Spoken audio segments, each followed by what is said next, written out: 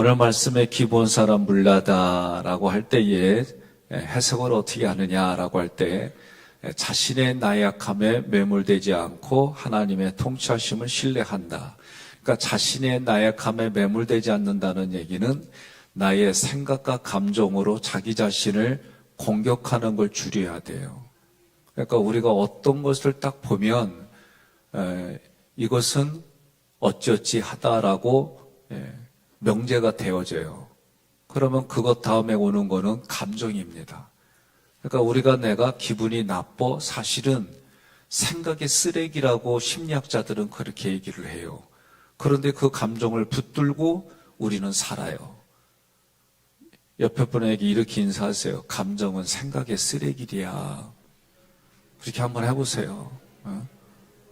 그리고 신기한 것은 감정은 내가 건드려준 만큼 회복이 빨라요.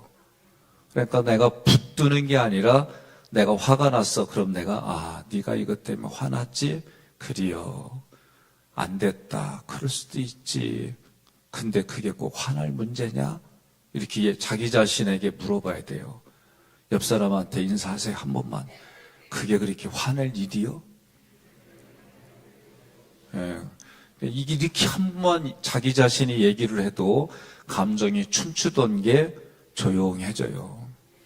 메로노시라고 하는 것은 큰 군대, 대군이 행진하는 위치에 있는 작은 망대예요. 그러니까 얼마나 위태로워요. 풍전, 그러니까 큰 바람 앞에 촛불과 같은 풍전 등하라고 그러죠. 그런 모습이 메로노시다. 야도는 나의 연약함을 넘어서 하나님이 왕 되심을 인정하고 감사하는 신앙을 말합니다. 그러니까 우리가 지금 북쪽을 중수하고 서쪽 벽을 중수할 때에 이제 길가와 같은 밭을 기경하는 의미로 우리가 하나님의 부르심을 받아 십자가의 길에 증언자로 세워지는 것까지 했다면 돌밭은 어저께부터 저희가 얘기하기를 돌을 캐내는 작업보다 흙을 뿌리는 게 오히려 더 빠르다. 무슨 얘기냐? 내가 내 자신을 율법으로 세워가기보다는 하나님의 은혜를 받아들이는 게 더 빠르다 그 얘기예요. 그러면 오늘 말씀에서는 이 돌밭이라고 하는 것은 우리 육의 본성을 드러내는데 본문에서는 스스로 자신의 인생의 주인이 되려고 하는 게 육의 본성이다. 내가 주인됨은 자기 뜻대로 되어지면 사람들은 어떤 모습이냐면 자만하는 태도예요. 그러나 자기 뜻대로 되지 않으면 어떻게 해요? 실족해요. 낭망합니다. 그런 우리에게 주님께서 십자가 보혈로 덮어주셨어요. 그리고 그 십자가의 보혈로 주님을 신뢰할 수 있도록 믿음을 주셨어요. 그 결과 믿음은 신뢰하고 수용하고 감사가 순종으로 가는 게 믿음이다라고 말씀해 드렸어요. 그러니까 우리는 내가 매일 살아가면서 자기를 부인한다라는 얘기는 또 다른 시각으로 보면 내 인생의 주인은 누구요? 삼일체 하나님이시다 라고 믿고 살아가는 거예요. 자, 그럼 조금 더 우리가 볼 때 기본 사람 물려다, 기본이라고 하는 것은 작은 언덕이에요. 다시 말하면 언덕 위에 세워진 성읍, 그 물려다는 여호와가 다스리신다라는 뜻입니다. 기브온은 예루살렘 서북쪽 10km 지점에 위치한 언덕이에요. 그리고 거기에 작은 성읍이 있습니다. 기브온 주민들은 물려다의 지도하에 성벽을 중수하는 사명을 감당해요. 물려다는 여호와께서 다스린다라는 뜻인데 본문은 이들이 미스바 사람들과 더불어 중수했다라고 보고합니다. 기브온 사람들과 미스바 사람들은 모두가 사실은 자신이 감당할 수 없는 대적을 상대해야 되는 것이 그들의 운명이에요. 기브온의 지명은 작은 언덕에서 위치하여 방어하기에는 매우 불리합니다. 또한 미스바는 망대란 의미예요. 그러니 망대라고 하는 거는 보초들이 서가지고 적군이 오나 안 오나 그렇게 세워진 거거든요. 그런데 항상 이스라엘 백성들이 침입을 받을 때에 이 지역으로 와요. 그러니까 그만한 대군들을 보지만 어떻게 해요? 싸워서 이기기에는 중과부족이에요. 미스바라고 하는 이름은 자신이 상대할 수 없는 대적과 조에서 그들과 맞서야 하는 운명이라는 거예요. 성벽중수는 이처럼 연약한 사람들이 자신의 힘으로는 감당할 수가 없는 사역을 감당했다. 이렇게 얘기가 되는 거예요. 그럼 여러분과 저도 내 힘과 능력으로는 여러분 구원받을 수가 없어요. 또 내 힘과 능력으로 말씀을 지킨다? 그렇게 될 수가 없어요. 조금 전에 내가 하나님을 향하여 최선을 다한다. 이 영성은 그렇게 되면서 생깁니다. 또 영성은 그렇게 할 때 기준이 뭐냐? 하나님의 말씀이에요.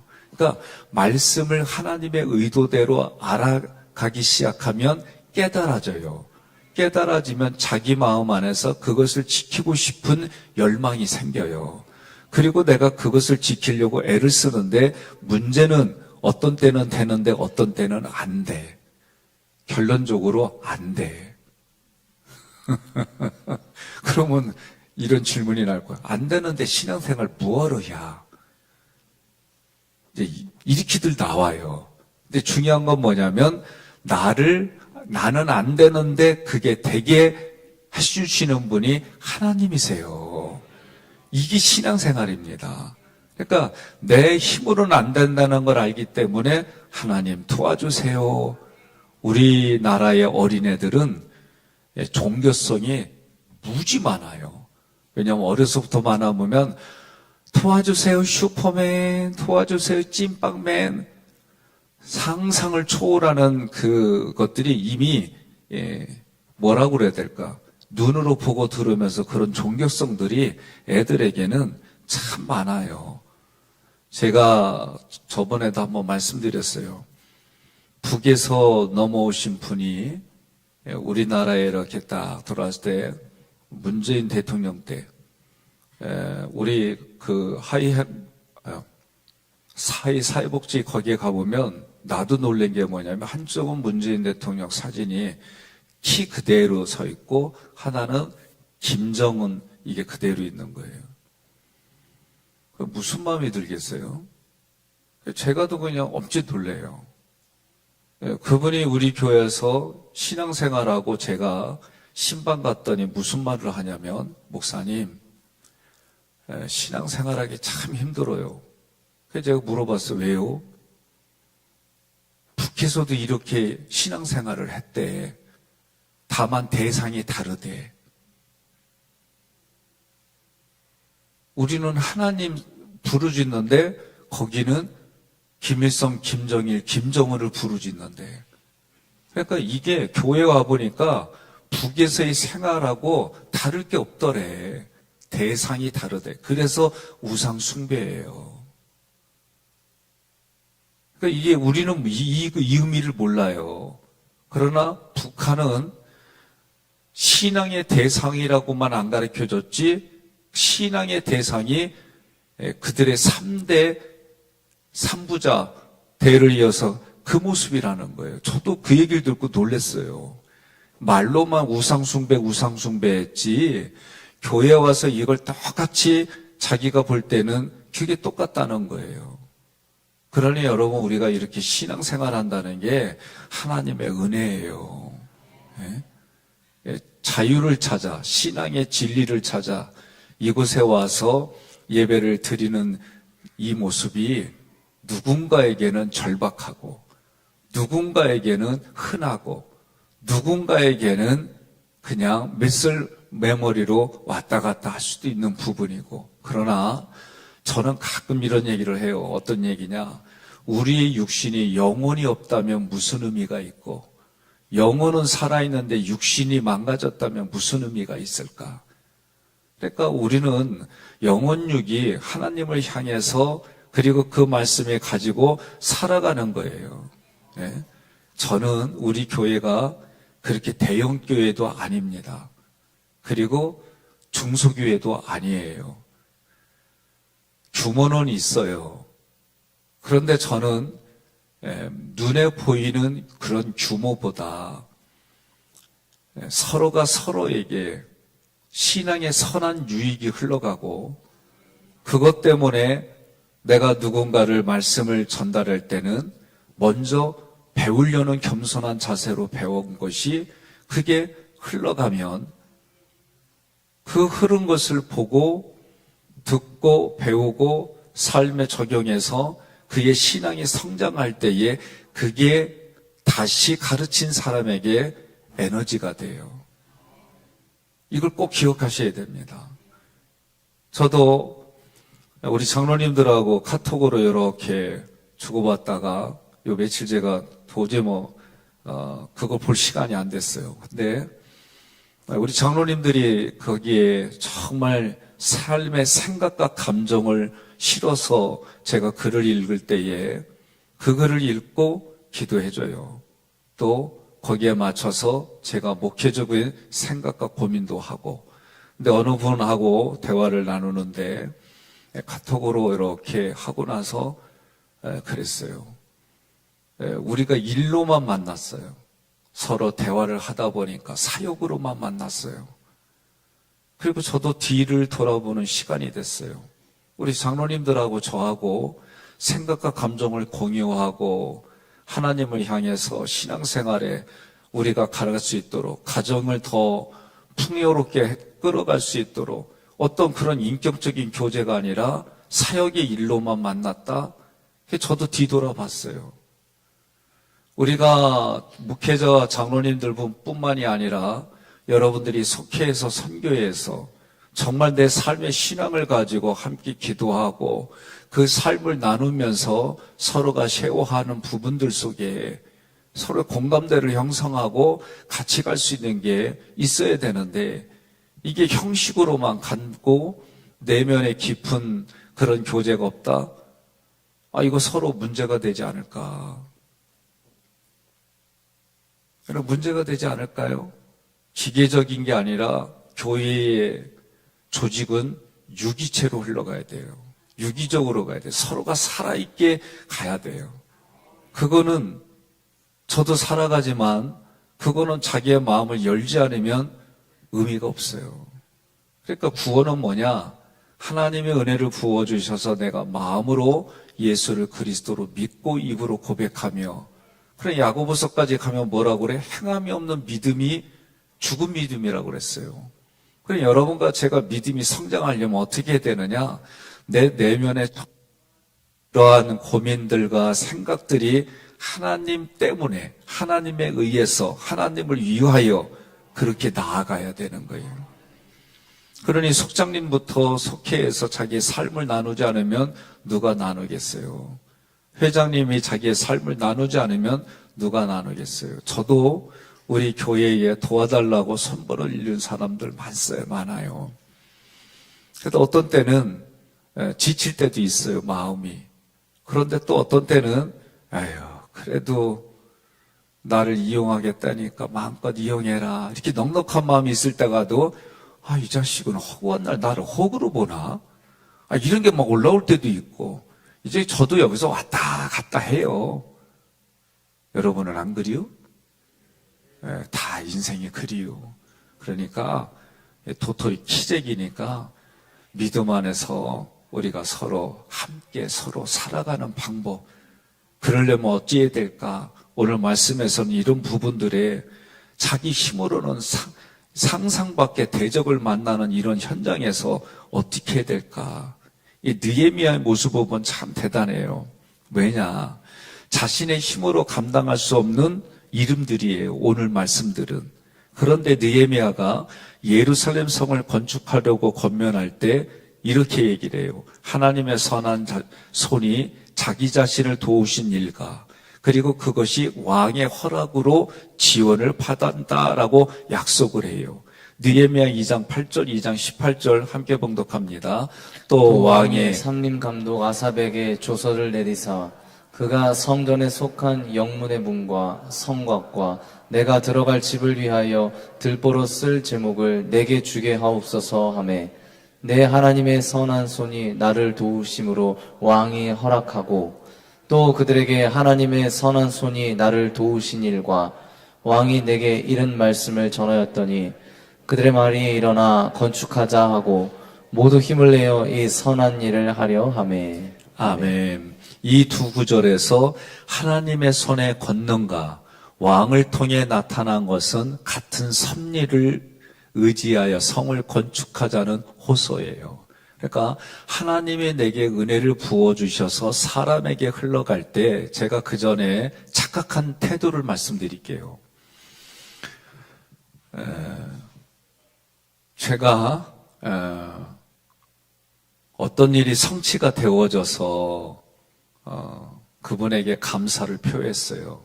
쉽게 말해서 제가 우리 하객교회 올 때에 저를 위해서 기도해 주신 분들, 백 목사 나 그래도 당신을 위해서 기도했어. 선배분들, 또 이 지역의 목사님들, 제가 알고 있는 분들 동문 중에 몇 분이 있어요. 근데 제가 그때 그전에는 아니 목회자도 자기의 실력과 능력으로 살아가는 거지 이런 쪽으로 생각이 많았어요. 누구한테 하시는 소리 안 하고 그리고 이거는 내가 감당할 몫이다. 하나님께 기도하고 하나님이 도와주셨어. 하나님 하신 거지. 그러면서 사람과의 관계는 난 네 도움 필요 없어. 좀 이런 태도도 있었어요.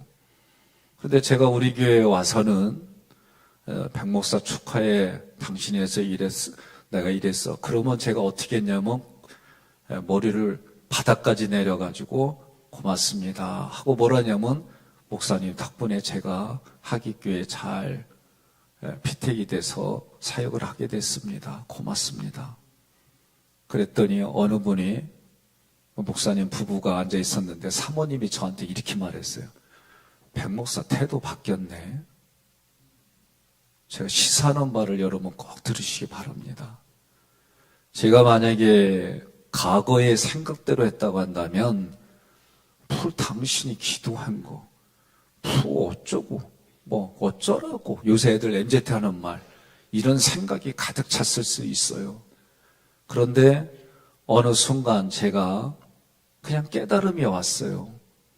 그리고 그분들 그렇게 큰 역할 하지 않은 거 알아요. 근데도 제가 머리를 바닥까지 내리면서 저를 위해서 그렇게 써주셔서 제가 여기에 피택이 됐습니다. 고맙습니다. 제가 이 시사하는 바는 매우 큽니다. 우리 장로님들이 저한테 목사님 어드벤티지도 숫자도 들어가지도 않았고 또 우리가 이렇게 해서 장로님들이 이렇게 목사님을 초청해서 저희 교회에 담임자로 구대 목사로 이렇게 했습니다. 그 얘기를 해주셨어도 제 마음속에는 하나님이 아니면은 내가 여기까지 올 수가 없지. 이게 진짜 제 안의 고백이고 저를 위해서 기도해 주시는 목사님이 웃으면서 너 능력돼서 뽑힌 거 아니야. 저는 그대로 받아들였어요. 사람들과 관계는 어쩌고 저쩌고 제가 프로포절한 부분들이 있을지 모르지만 제 내면 깊은 데는 내 능력이 아니다. 하나님의 은혜이고 하나님이 여기까지 도와주신 거지. 이런 생각이 저에게는 진심으로 있습니다. 때로는 가끔은 욱하고 올라올 때가 있어요. 그런데도 불구하고 저녁에 마음 성찰을 하면 하나님이 생명을 주셨고 하나님이 이렇게 일을 하라고 주셨는데 그런데 여러분과 저의 관계 속에서도 저는 여러분들이 그렇게 살았으면 좋겠어요. 내가 어떤 말씀을 잘 지키면 우쭐해지고 말씀을 못 지키면 낙심하고 그게 아니라 우리는 병들고 연약한 존재이고 그것이 근본인데 하나님이 오늘도 우리에게 십자가 보혈로 덮어주셔서 내가 사역을 감당할 수 있는 거지. 그 마음을 가지고 살아가시기를 간절히 소망합니다. 물라야라고 하는 것은 여호와께서 통치하신다. 이거는 이스라엘의 신앙 고백이에요. 무너진 성벽은 이스라엘 백성들이 스스로 왕이 될 때에 이스라엘 도성을 지키지 못한 걸 의미하는 거예요. 그러나 반대로 귀환한 이스라엘 백성들은 성벽을 중수하자고 할 때에 그것을 할 수 없는 나약한 모습이에요. 그래서 무기력하게 지켜만 봤어요. 이 또한 자기 자신을 책임지려는 태도예요. 그러니 느헤미야가 귀환하여 이스라엘에게 하나님의 손을 보고 하나님께서 섭리하심을 말할 때에 이스라엘 자손들이 하나님을 보는 시선으로 바뀌었어요. 그러니까 때로는 여러분들이 원망하고 불평하고 원망하고 불평하는 것도 우상입니다. 이거 꼭 기억하셔야 돼요. 제가 14년 8개월 동안 그 아픔과 고통 중에 훈련받으며 내가 했던 게 뭐냐면 우상이에요. 그게. 또 다른 우상이라는 게 깨달아지는 거예요. 내가 원망해요. 내가 불평해요. 나는 억울해요. 나는 이렇게 잘하려고 했는데 이렇게 겪었어요.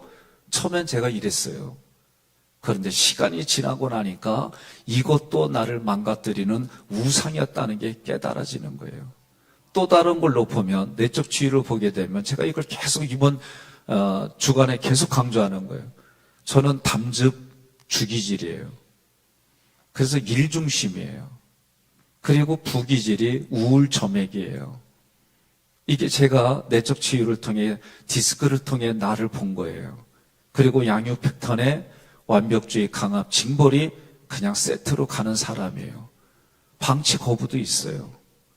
또 아버지가, 어머니가 저를 키운 게 유학도 있습니다. 가보도 있고. 이게 골고루 이게 다 있는 내 자신이 보여요. 그러면 그 모습이 자기 자아예요. 그러면 뭐라고 해요? 자기 자아를 부인해야 돼요. 그러면 내게 체크가 된 나를 이거를 부인하는 건 생각과 감정을 바꾸는 거예요. 이 심리야 처음에는 어려워요. 제가 애들을 뼈대 있는 멸치 가문에서 뼈대 없는 오징어 가문으로 바꿀 때 편하냐? 불편해요. 여긴 여전히. 불편하지만 봐주는 거예요. 이게 여러분 깨달아지고 이 깨달아짐이 자기 삶에 적용할 때 그만큼 하나님의 평강이 가슴에서 흘러가게 돼 있어요. 그리고 그 평강은 내가 의식하든 무의식하든 무의식 중에 있든 그 평강이 다른 사람에게 선하게 흘러갑니다. 이게 성경이 우리에게 가르쳐 주시는 은혜예요. 그러니 지금 느헤미야는 그런 마음을 가지고 그 시선들을 예루살렘 성 벽을 중수하는 데 했어요. 오늘 지금을 살아가는 여러분과 저는 내가 주인 된 게 뭐였나 보시면 돼요. 오늘 이 말씀을 통해 내가 주인으로, 그러면 내가 의지를 가지고 목적을 향해 나아가는데 나가야죠. 당연히 실력 쌓아야지요. 여러분 살아가는데 움직여서 내가 돈을 벌어야지요. 그런데 그 하는 모든 목적이 무엇이냐라고 할 때에 우리는 입버릇처럼 하나님의 영광을 위하여. 근데 이런 고백들이 여전히 내가 주인 돼서 하는 게 있어요. 중요한 것은 이렇게 말씀을 들으면서 한 번 더 고민하고 생각해보고 내가 주인 된 게 뭐였지라고 질문해보는 거예요. 그리고 내가 조금이라도 그게 느껴지면 하나님, 이 상황에서 어떻게 하면 좋겠습니까? 그걸 계속 여쭤보는 거예요. 어떻게 하면 좋을까요? 그러면 그분의 인도하심과 가르침이 깨달아져요, 그냥. 네? 내가 무엇을 해서가 아니에요. 하나님이 깨달아 주니까 내가 그 말씀에 순종하지 않으면 견딜 수 없는 일들이 생겨나고 어떤 때는 또 내가 의도적으로 그거를 택해야만 유지가 되는 부분이 있고 어떤 때는 택하기 싫어요. 제 말 들으니까 헷갈리죠? 옆에 분한테 인사하세요. 이렇게 헷갈리는 게 우리 인생이요. 예? 저도 그 전에 이렇게 말하면 정말 싫었어요. 아니, 왜 헷갈리게 말해? 이거면 이거고 이거지. 이게 완벽주의야. 그러니 여러분, 성경의 말씀을 가지고 중요한 건 나는 아무것도 아닌 존재입니다. 오늘도 나는 악의 영들과 싸울 때 중과부족입니다. 세상의 풍조는 여러분 대단해요. 세상의 풍조는 따라갈 수 없어요. 제가 하객교회에 와서 얼마 안 됐을 때에 서울에서 장례가 있었어요. 장례를 갔는데 나는 죄송해요. 촌놈이라 그걸 처음 봤어. 테헤란로의 길을 차에서 이렇게 보는데 너무 신기한 거예요. 건물들마다. 다 다양한데 보는데 내 입이 쩍 벌어져서 와. 그래가지고 창문 열고 이러고 갔어요. 진짜. 와, 대단하다. 그런데 한 가지 제가 뭐 다는 그렇지 않겠지만 사람은 누구나 이 안에 욕망이 있고 야망이 있고, 그런데 그 야망이 채워지면 하나님 자리에 서 있고 채워지지 않으면 너무나도 쭈글쭈글한 인생으로 자기 자신을 가요. 또 조그만 방 한 칸이라도 그곳에 살면 마치 자기가 그런 것처럼.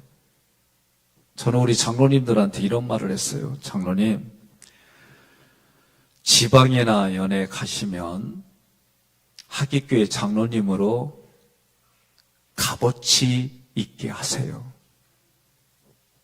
값어치 있게 하세요. 그런데도 무시하고 함부로 무례하게 하면 그때는 갑질을 하세요. 제가 다 뒤책임지겠습니다. 아니, 목사님 무슨 말씀을 그렇게 한대요? 사람은요, 제가 겪어보니까 때로는 밀당도 해야 되고 그렇게 하고 바른 길로 가게 하기 위해서 하는 거지, 갑질을 이거를 하면서 누리라 그런 뜻이 아니에요. 선하게 바르게 값의 가치를 하는데 그런데도 무시하고 함부로 한다고 하면 질서가 깨지기 때문에 그때는 갑질을 하세요.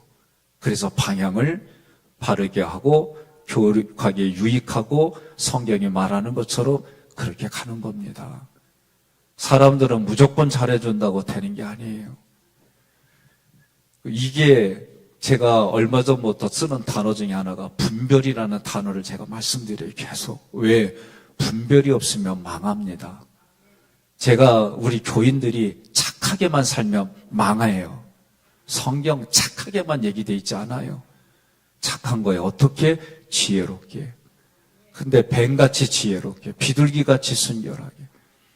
여러분, 저도 제가 이렇게 보니까 제 후배들한테 얘기해요. 착하게만 목회하면 너 망한다. 얘기합니다. 그러니까 오늘 말씀을 보면서 여러분과 제가 이 말씀을 통해 세상의 풍조에 에베소서 6장 12절 함께 봉독합니다. 우리의 씨름은 혈과 육을 상대하는 것이 아니요 통치자들과 권세들과 이 어둠의 세상 주관자들과 하늘에 있는 악의 영들을 상대함이라. 아멘. 그러니까 이 말씀만 봐도 우리의 힘과 능력으로는 세상 풍조를 이길 수가 없어요. 세상에 산다는 것은 영의 전쟁입니다. 악한 영들과 어둠의 세상 주관자들이 막부에 있습니다. 이 대리인들과 우리는 이 땅의 통치자들과 권세들이 세상을 다스리는 곳에 살아가고 있어요. 대부분은 이들의 통치를 받으며 살아갑니다. 그럼에도 불구하고 자기 뜻대로 살아가려고 해요. 자기가 주인이 된 것처럼 착각하고 자만하든지 아니면 책임지지 못한 걸 깨닫고 낙담하고 그래요. 그런데 여러분과 저는 하나님의 십자가 군사예요. 그러니 우리의 대장은 누구냐? 삼일체 하나님이세요. 그분으로부터 오는 은혜를 받고 살아야지 세상의 통치 가운데 살면 여러분 누구든지 그렇게 하게 돼 있어요. 미국에서 유명한 부자 마을이 어디예요? 베버리 힐즈라고 하는 곳이에요. 그 옆에는 새로 신도시들이 있어요. 연봉이 장난이 아니에요. 수십억 되시는 분들이 그 옆에 살아요. 근데 그분들이 행복하냐 그러면 행복하지 않대. 뭐 때문에? 옆에 베버리 힐즈 때문에. 기준이 그들이다 보니까 수십억의 연봉을 받으면서도 자기는 행복하지 않다는 거예요. 그러니 여러분과 저의 기준이 누구요? 예수짜리. 예, 삼일째 하나님이신 예수짜리. 이 기준이 돼서 오늘도 여러분이 또 살으셔야 우리는 하루의 삶에 만족이 있는 거예요. 오늘 말씀에 하나 단어 마지막이 뭐예요? 야돈이에요. 야돈. 야돈은 야다에서 왔어요. 감사하다, 찬양하다, 고백하다예요. 근데 야돈은 자기 자신을 던지다라는 뜻이 있어요. 그러면 던지다라는 게 무슨 의미냐면 내 자신을 하나님 앞에 던지는 게 야돈이에요. 그래서 이게 감사예요. 이게 찬양하다고. 그러니까 여러분과 제가 오늘 말씀을 통해서 감사라고 하는 것은 내 전체 인격을 하나님께 던짐으로 그분이 나에게 주시는 은혜가 있어요. 그러니까 어떻게 되는 거예요? 감사가 그냥 되는 거예요. 그러니까 처음에는 이런 부분들이 이해가 안 되는 건 뭐냐면 이성으로 접근하니까 감사하니까 내가 이렇게 감사해, 이렇게 하라니까 이렇게, 이거는 누구나가 시작이에요. 그런데 어느 순간 하나님이 나에게 말씀하셔서 내 마음을 어루만져 주시니까 그냥 감사가 되는 거예요. 아파도 감사, 힘들어도 감사. 지금까지는 이게 원망불평이었는데 갑자기 그 하나님이 나를 만져주시니까 내 안에서 이 감사가 그냥, 이 감사가 이제 뭘로 나와? 눈물로 나와, 눈물로. 그래서 눈물이 어떻게 주르륵 주르륵 막 이렇게 나와. 예? 그러니까 어떻게 돼요? 내가 이렇게 하는 일들이 또다시 마음 고쳐먹고 또 하게 되고, 마음 고쳐먹은 게 며칠 가요? 하루도 못 가는 사람이 있고, 일주일 가는 사람이 있고, 한 달 가는 분이 있고, 1년 가는 분이 있고, 옆에 분한테 여쭤봐요. 감사가 며칠짜리요? 아, 그러지 맙시다. 여러분의 인격의 수준이 있지. 감사가 몇 년짜리요? 여쭤봐요. 그럼 대답해요. 예? 적어도 1년이요. 그러세요. 우리 그렇게 살아갑시다. 오늘 말씀을 통해 여러분들이 마지막에는 늘 저녁에 주무실 때는 감사하고 주무십시오. 비결입니다. 세 줄기 쓰라는 얘기는 여러분의 영혼을 도와주려고 쓰라고 한 거예요. 그래서 다시 시작하세요. 오늘 가장 기분 나빴던 거 쓰세요. 그리고 인지전환 할 수 있으면 자기가 바꾸세요. 두 번째는 오늘 내가 그래도 감사한 거 찾아보세요. 마지막에는 내가 오늘 살아가면서 가장 행복했던 거, 가장 즐거웠던 거, 없자가 아니에요. 있어요. 그걸 쓰세요. 그리고 내일은 내가 이렇게 살아야지 결단하고 주무십시오. 그러면 여러분들이 삶이 달라져요. 아침에는 원복을 선포하세요. 그냥 선포하세요. 선포하시고 살아가세요. 그리고 저녁에는 그렇게 세 줄을 길 쓰거나 아니면 자기 마음 성찰일기를 쓴 만큼 아니면 그렇게 생각이라도 한 만큼 내 마음에 덕이 넘치는 줄 믿습니다.